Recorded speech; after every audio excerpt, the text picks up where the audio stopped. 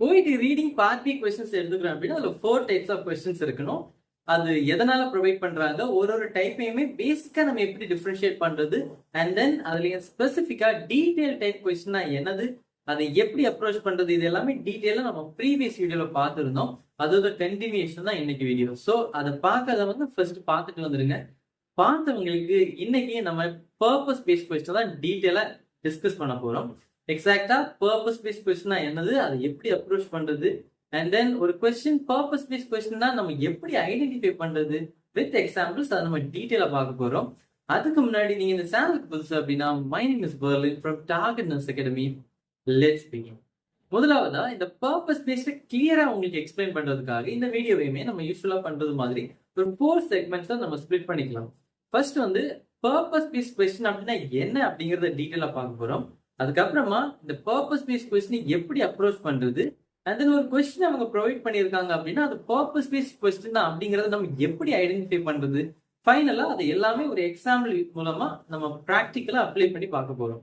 So இப்போ இங்க purpose based question அப்படின்னா என்னது, சி பர்பஸ் அப்படிங்கிற வேர்டோட மீனிங் என்னன்னு பார்த்தோம் அப்படின்னா, சி objective of something or aim of something அப்படின்னு நம்ம எடுத்துக்கலாம். அதாவது இப்போ ஒருத்தங்க ஒரு விஷயத்த சொல்றாங்க அப்படின்னா அதை சொல்றதுக்காக அவங்களுக்கு ஒரு இன்டென்ஷன் இருக்கும் இல்லையா, ஸோ அதுதான் நம்ம பர்பஸ்ன்னு சொல்லுவோம். இல்ல உங்களுக்கு பேராகிராஃப்ல ஒரு இன்ஃபர்மேஷனை கொடுத்துருக்காங்க, ஒரு விஷயத்த கொடுத்துருக்காங்க அப்படின்னா அதுக்கு பின்னாடி இருக்கக்கூடிய இன்டென்ஷன் இருக்கும்ல, அதுதான் நம்ம வந்து பர்பஸ்ன்னு எடுத்துப்போம். இதையுமே ஒரு எக்ஸாம்பிளோட சொல்லணும் அப்படின்னா, ஒரு நல்ல மழை பெஞ்சிட்டு இருக்கு, நீங்க ஒரு ஸ்லிப்பரியான ஏரியா, அதாவது ஸ்லோப்பான ஏரியா, ஸ்லிப் ஆகக்கூடிய ஒரு ஏரியால நடந்து போயிட்டு இருக்கீங்கன்னு வச்சுக்கோங்க. இப்போ உங்களை பார்த்து ஒருத்தவங்க சொல்றாங்க பார்த்துப்போ அப்படின்னு. ஸோ இப்போ அங்க அவங்க பார்த்துப்போ அப்படின்னு சொல்றதுக்கு ரீசன் என்னவா இருக்குன்னா, அந்த பிளேஸ் ஸ்லிப்பரியா இருக்கு, ஸோ தட் நீங்க பார்க்காம கவனம் இல்லாம போயிட்டீங்க அப்படின்னா விழுந்துருவீங்க அப்படின்னு. பட் அவங்க டைரக்டா அதை மென்ஷன் பண்ணல, உங்ககிட்ட இன்ஸ்ட்ரக்ஷனா சொல்றாங்க பார்த்துப்போ அப்படின்னு. பட் அவங்களோட இன்டென்ஷன் என்ன அப்படின்னா, நீ பார்க்காம போனா விழுந்துருவ, ஸோ தட் கவனமா போ அப்படிங்கிற மீனிங்ல அவங்க சொல்றதா இருக்கும். ஸோ இந்த மாதிரி ஒருத்தங்க ஒரு விஷயத்த சொல்றதுக்கு பின்னாடி இருக்கக்கூடிய இன்டென்ஷன் தான் நம்ம பர்பஸ் அப்படின்னு எடுத்துப்போம். இப்போ இந்த பர்பஸ் என்னன்னு உங்களுக்கு கிளியரா இருக்கும். இந்த ஓஐடில பர்பஸ் பேஸ்ட் கொஸ்டின் நம்ம எப்படி அப்ரோச் பண்றது, சி ஜெனரலாவே reading part B questions approach பண்றதுக்கு நமக்கு 2 அப்ரோச்சஸ் இருக்கு. ஒன்னு வந்து QAT மெத்தட், இன்னும் வந்து QTA மெத்தட். இந்த QAT மெத்தட்ல ஃபர்ஸ்ட் நம்ம கொஸ்டினை ரீட் பண்ணுவோம், தென் ஆன்சர் ஆப்ஷன், ஃபைனலா டெக்ஸ்ட்டை ரீட் பண்ணதுக்கு அப்புறமா எலிமினேஷன் மெத்தட் யூஸ் பண்ணி நம்ம ஆன்சர் ஃபைனலைஸ் பண்றதா இருக்கும். அதே இது அனதர் மெத்தட்ல என்ன பண்ணுவோம் அப்படின்னா, ஃபர்ஸ்ட் எஸ் யூஷுவல் கொஸ்டினை ரீட் பண்ணுவோம், அதுக்கப்புறமா டெக்ஸ்ட்டை ரீட் பண்ணுவோம், ஃபைனலா ஆன்சர் ஆப்ஷனை ரீட் பண்ணுவோம், தென் எலிமினேஷன் மெத்தட் யூஸ் பண்ணி அஸ் யூஷுவல் நம்ம ஆன்சர் ஐடென்டிஃபை பண்றதா இருக்கும். ஸ்டில் இந்த ஒரு மெத்தட்லயுமே ஒரு அப்ரோச்லயுமே இருக்கக்கூடிய ஈச் அண்ட் எவ்ரி பார்ட்டை டீட்டெயில் எக்ஸ்பிளைன் பண்ணியுமே நம்ம ஒரு வீடியோ பண்ணியிருக்கோம். அதை பார்க்காதவங்க அதை பார்த்துட்டு வந்துருங்க, ஸோ தட் இதுக்கப்புறமா சொல்றது உங்களுக்கு பெட்டரா அண்டர்ஸ்டாண்ட் ஆகும். ஸோ இப்போ ஒரு கொஸ்டின் பர்பஸ் பேஸ்ட் கொஸ்டினா இருந்துச்சு அப்படின்னா அதை அப்ரோச் பண்றதுக்கு நம்ம ஃபாலோ பண்ணக்கூடிய மெத்தட் QTA மெத்தட். அதாவது ஃபர்ஸ்ட் கொஸ்டின், அதுக்கப்புறமா டெக்ஸ்ட், ஃபைனலா ஆன்சர் ஆப்ஷன், தென் எலிமினேஷன் மெத்தட் யூஸ் பண்ணி நம்ம ஆன்சர் ஃபைனலைஸ் பண்ணுவோம்.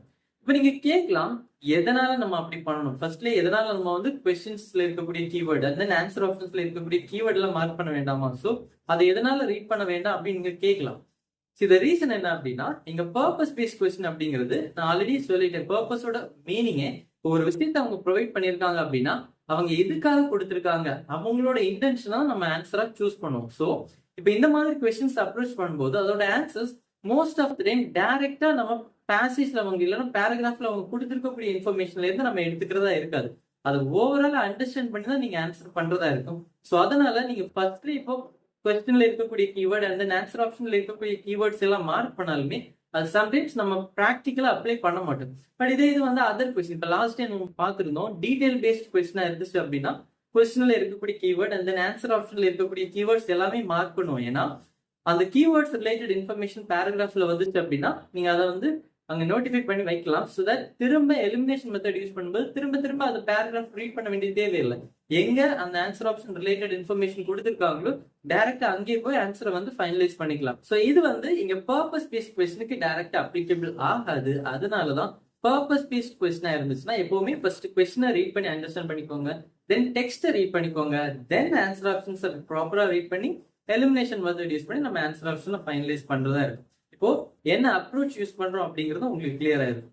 இதுக்கப்புறம் ஒரு கொஸ்டின் பர்பஸ் பேஸ்ட் கொஸ்டின் அப்படிங்கறத நம்ம எப்படி ஐடென்டிஃபை பண்றது, ஜெனரலா ஒரு 2-3 வேஸ்ல நம்ம வந்து ஐடென்டிஃபை பண்ணலாம்.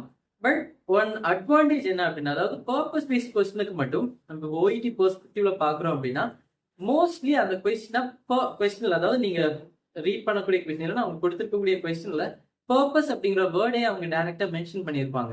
எக்ஸாம்பிள் சொல்லணும் அப்படின்னா, the purpose of this email is to, இல்லைன்னா the purpose of this content is to, இந்த மாதிரி அவங்க கொடுத்துருக்கக்கூடிய இன்ஃபர்மேஷனோட பர்பஸ் அப்படிங்கறத டைரக்டா அந்த கொஸ்டின்லயே மென்ஷன் பண்ணி கேட்டிருப்பாங்க. இது வந்து ஒன் டைப் ஆஃப் கொஸ்டின். இது வந்து ஈஸியா நமக்கு ஐடென்டிஃபை பண்றதா இருக்கும். செகண்ட் கேட்டகரி எப்படி வரலாம் அப்படின்னா, டைரக்டா இந்த பர்பஸ் அப்படிங்கிற வேர்டை கொடுக்கறதுக்கு பதிலா இதோட சினானிமஸ் டேர்ம்ஸ் அவங்க கொடுக்கலாம். அதாவது aim of something, intends to, or else objective of something, இந்த மாதிரியுமே அவங்க கொஸ்டின்ஸ் கேட்கலாம். ஸோ இந்த மாதிரி வந்துச்சுனாலும் அது மோஸ்ட்லி பர்பஸ் பேஸ்ட் கொஸ்டினா தான் இருக்கும். தென் ஃபைனலா எப்படி இருக்கும் அப்படின்னா, ஃபைனல் கேட்டகரியில இந்த பர்பஸ் ரிலேட்டடா எந்த வேர்டுமே டைரக்டா மென்ஷன் பண்ணியிருக்க மாட்டாங்க. பட் இந்த மாதிரி கொஸ்டின்ஸ் வரும்போது அதை நீங்க கொஸ்டின் ரீட் பண்ணதுமே இது பர்பஸ் பேஸ்ட் கொஸ்டின் தான் ஐடென்டிஃபை பண்றது கொஞ்சம் டிஃபிகல்ட். நீங்க எப்போ ஐடென்டிஃபை பண்ணுவீங்கன்னா, நீங்க ஏதோ ஒரு மெத்தட் யூஸ் பண்ணி ஆன்சர் ஃபைனலைஸ் பண்ண ஸ்டார்ட் பண்ணுவீங்க. ஒன்ஸ் எல்லாமே ரீட் பண்ணி ஃபைனலா எலிமினேஷன் மெத்தட் நீங்க ப்ராப்பரா அதில் அப்ளை பண்ணும்போது, எலிமினேட் பண்ணும்போது உங்களுக்கு தெரியும் ரிமைனிங் இருக்கக்கூடிய மெத்தட்ஸ் வந்து சூட்டபிளா இருக்காது அதோட ஆன்சரை ஃபைனலைஸ் பண்றதுக்கு. ஸோ அந்த கேட்டகரியில நம்ம வந்து பர்பஸ் பேஸ்ட் கன்சிடர் பண்றதா இருக்கும். ஸோ இங்க இன்னொரு விஷயம் என்ன அப்படின்னா, சம்டைம்ஸ் இந்த பர்பஸ் பேஸ்ட் கொஸ்டினை அதர் டைப் ஆஃப் கொஸ்டின்ஸோட அவங்க மிக்ஸ் பண்ணி கூட கேட்கலாம். இப்போ ஜென்ரலா எப்படி கேட்பாங்க அப்படின்னா, ஒரு பேராகிராஃப் கொடுத்துருக்காங்க அப்படின்னா அந்த பேராகிராஃபை கொடுத்துருக்கிறதுக்கான இன்டென்ஷன் என்ன, பர்பஸ் என்ன அப்படிங்கிறது மாதிரி தான் கொஸ்டின் கேட்பாங்க. பட் சம்டைம்ஸ் இப்போ ஒரு 2 பேராகிராஃப்ஸ் இன்ஃபர்மேஷனை ஸ்ப்ளிட் பண்ணி கொடுத்துருக்காங்க. ஃபர்ஸ்ட் பேராகிராஃப்ல ஒரு 5 சென்டென்சஸ், செகண்ட் பேராகிராஃப்ல ஒரு 6 to 7 சென்டென்சஸ் இருக்குன்னு வச்சுக்கோங்க. இதுல செகண்ட் பேராகிராஃப்ல அவங்க ஒரு ரிசர்ச் இல்லைன்னா ஒரு ஆர்டிகல் பத்தி பேசுறாங்க. இப்போ இந்த செகண்ட் பேராகிராஃப்ல அவங்க கொடுத்திருக்கக்கூடிய ஆர்டிகிள் அவங்க கொடுத்திருக்கிறதுக்கான இன்டென்ஷன் என்ன, பர்பஸ் என்ன, அந்த மாதிரி கூட கொஸ்டின் கேட்கலாம். அதாவது ஓவராலா இல்லாம ஒரு ஸ்பெசிபிக் பார்ட்ல கொடுத்திருக்கக்கூடிய இன்ஃபர்மேஷனை வச்சு அதோட பர்பஸ் என்ன அப்படின்னு கூட கேட்கலாம். ஸோ இந்த மாதிரி தான் ஜென்ரலா பர்பஸ் பேஸ்ட் கொஸ்டின் நம்ம ஐடென்டிஃபை பண்றதா இருக்கும். இப்போ அதுவுமே உங்களுக்கு கிளியரா இருக்கும். இது இப்போ நம்ம ப்ராக்டிக்கலா ஒரு எக்ஸாம்பிளோட கிளியரா பார்க்க போறோம். Now look at this example. இப்போ எங்க கொஸ்டினை பாக்குறோம் அப்படின்னா, டைரக்டா the purpose of this email is to தான் கொடுத்துருக்காங்க. ஸோ அண்டர்ஸ்டாண்டிங்ல நமக்கு எந்த ப்ராப்ளமுமே இல்லை. டைரக்டா அந்த பர்பஸ்ங்கிற வேர்டே இருக்கு. நம்ம டைப்புமே கிளியரா ஐடென்டிஃபை பண்ணிக்கலாம். ஓகே, இது பர்பஸ் பேஸ்ட் கொஸ்டினா தான் இருக்கும்.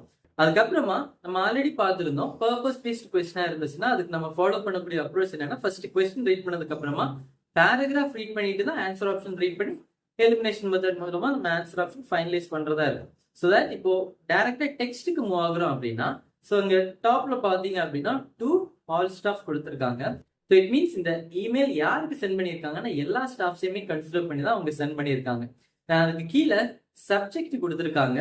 சப்ஜெக்ட் என்ன அப்படின்னா, advisory email safe use of opioids, அதாவது ஆப்பியாய்ட்ஸை வந்து சேஃபா யூஸ் பண்றது ரிலேட்டடான ஒரு அட்வைசரி மெயிலா தான் இதை வந்து அவங்க சென்ட் பண்ணியிருக்காங்க.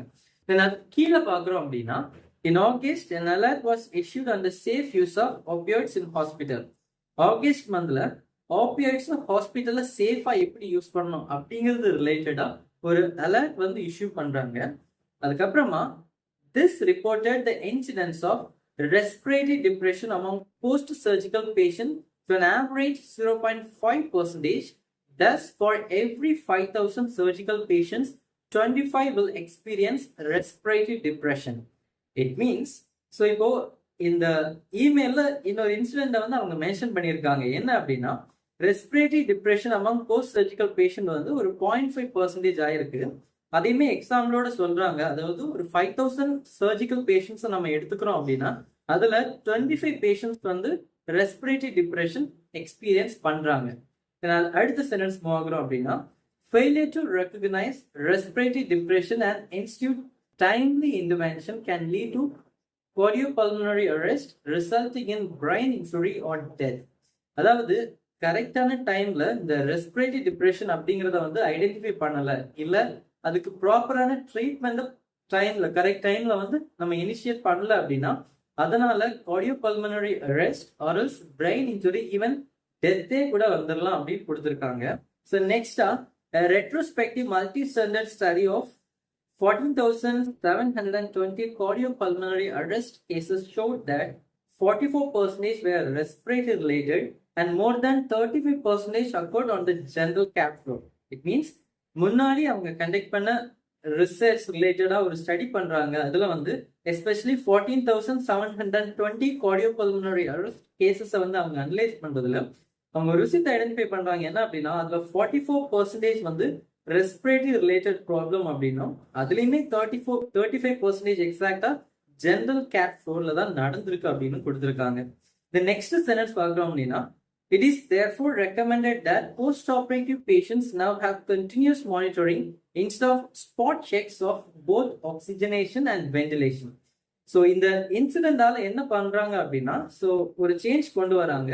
அதாவது இந்த போஸ்ட் ஆப்ரேட்டிவ் பேஷண்ட்ஸ் வந்து இப்போ கண்டினியூஸ் மானிட்டரிங்ல இருக்காங்க. முன்னாடி ஃபாலோ பண்ணது மாதிரி ஸ்பாட் செக்ஸை வந்து அவங்க ஃபாலோ பண்ணலைங்க. ஸோ இதுதான் வந்து அவங்க மொத்தமா இந்த பேராகிராஃப்ல ப்ரொவைட் பண்ணியிருக்கக்கூடிய இன்ஃபர்மேஷன். இப்போ உங்களுக்கு பொறுத்து இருக்கும்.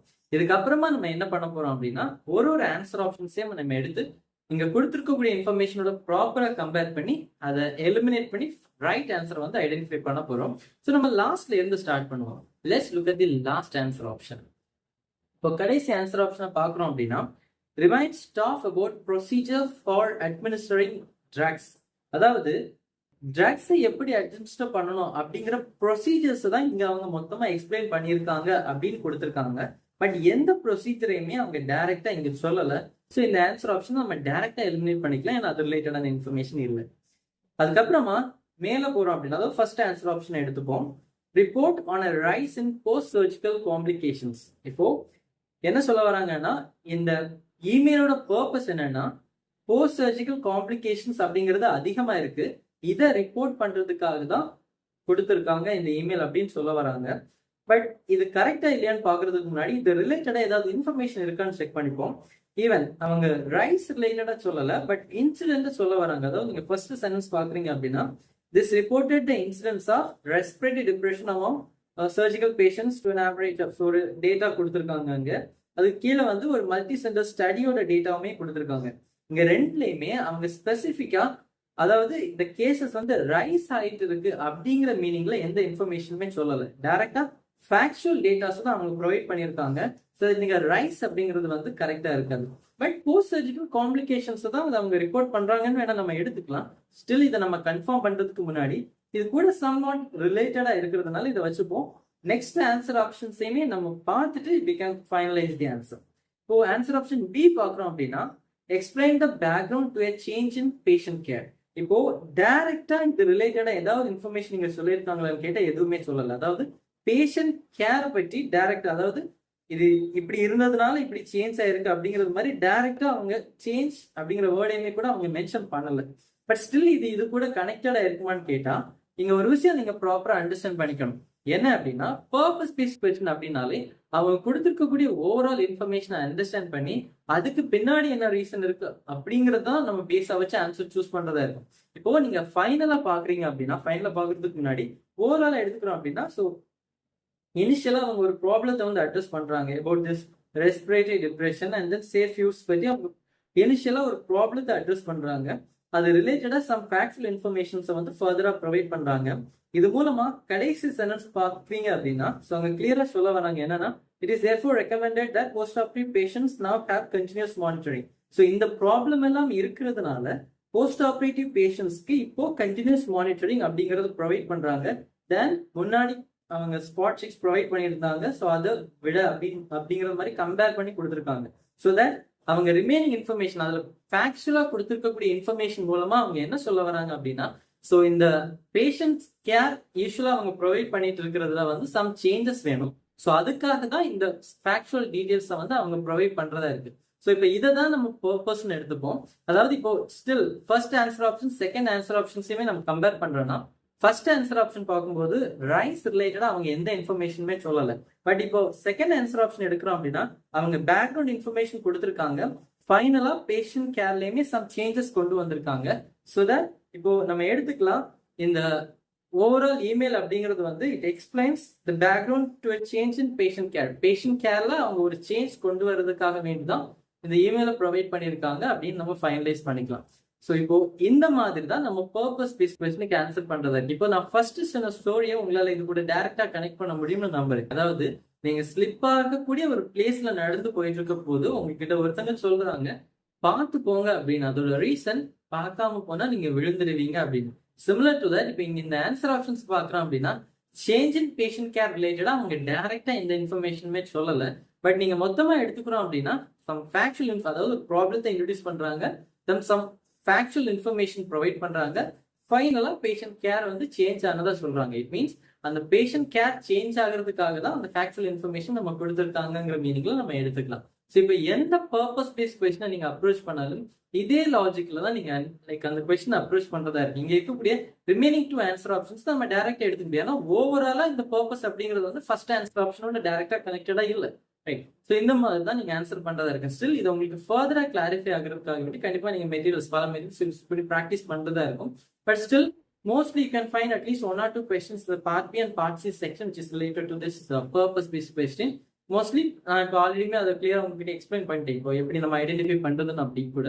ஸோ தட் நீங்க அதை ப்ராக்டிஸ் பண்றீங்க அப்படின்னா இதுக்கப்புறம் இந்த பெர்ஸ்பெக்டிவ்ல பாக்குறீங்க அப்படின்னா கண்டிப்பா உங்களால வந்து ரைட் ஆன்சர்ஸ் ஐடென்டிஃபை பண்ண முடியும். ஸோ இப்போ இந்த purpose-based question அப்படிங்கிறது உங்களுக்கு கிளியரா இருக்கும் அப்படின்னு I believe that. அதுக்கு முன்னாடி as usual, if you want to know more about the courses that we offer at Target Nurse Academy, do contact this number and see you in the next video. Bye bye.